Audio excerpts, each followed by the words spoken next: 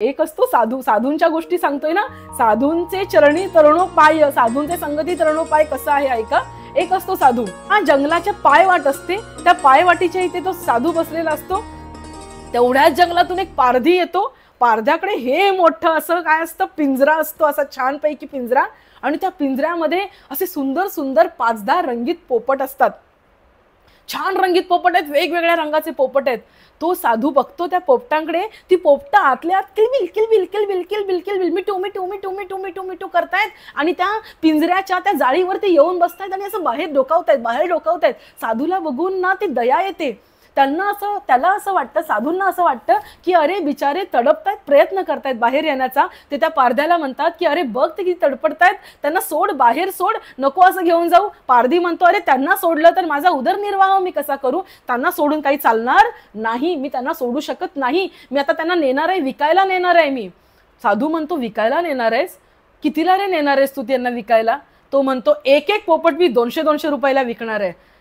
साधू म्हणतो माझ्याकडे तर एवढे पैसे नाही आहेत, बघा बरं का संत किती उदार असतात, माझ्याकडे फक्त 200 रुपये आहेत, एवढ्यात ना सगळे नाही जमणार, एक पोपट घ्यायला जमेल. एक पोपट देतोस का रे मला, एक पोपट दे फक्त मला.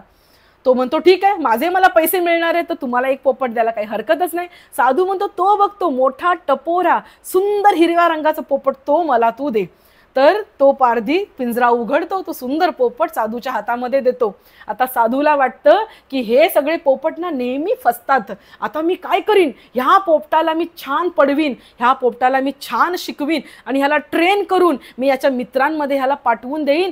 तो साधू त्याची परीक्षा घ्यायला बसतो, पोपटाला समोर त्याचा क्लास घ्यायला बसतो, वर्ग घ्यायला बसतो. पोपटाला म्हणतो का रे पोपटा, असा कसा रे अडकलास तू पिंजऱ्यामध्ये.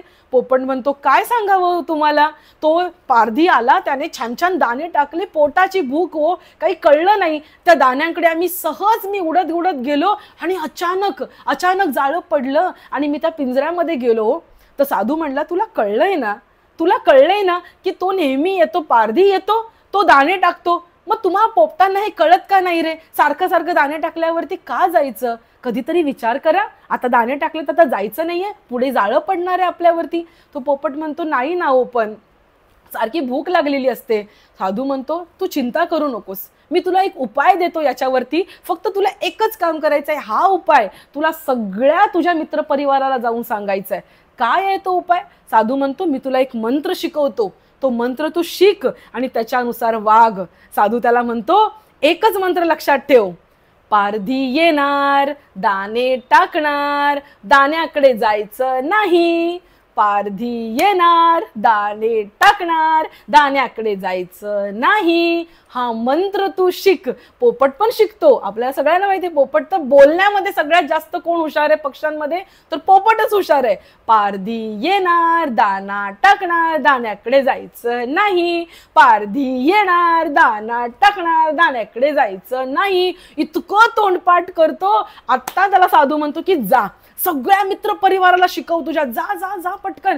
तो जातो, त्याच्या मित्र परिवाराला शिकतो, आणि काय झालं, जंगलामधून एकच गुंज ऐकायला येते, पारधी येणार, दाणा टाकणार, दाण्याकडे जायचं नाही. सगळ्या जंगलातून एकच गुंज. आता मात्र साधूला वाटतं चला आता मी मिळवलं, आता कसा पारधी करतोय मी बघतोच ना. काही दिवस जातात, पुन्हा पारधी येतो. पारधी जाळं टाकतो, जाळ्याच्या वरती दाणे असे फेकून देतो असे.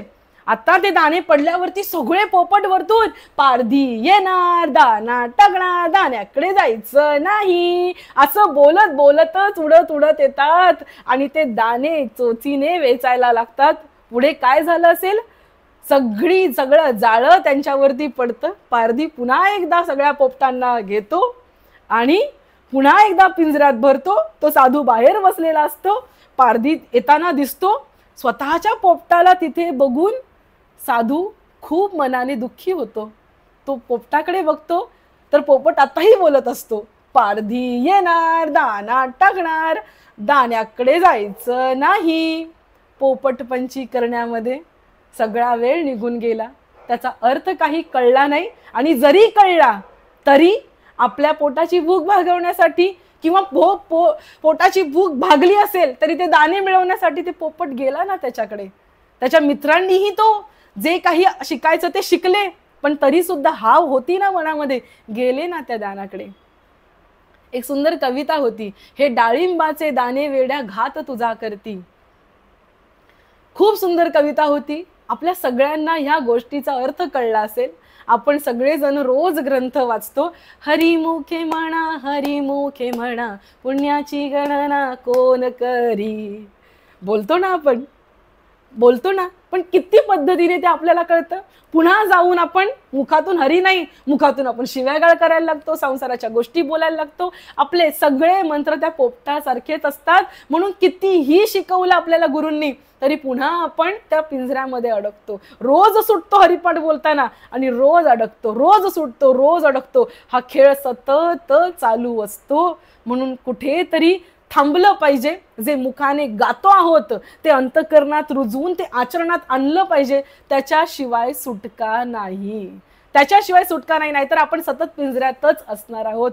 माऊलींनो, आता ह्याच्या पुढे ही गोष्ट काय समजावून सांगावी. विठ्ठल श्री ज्ञान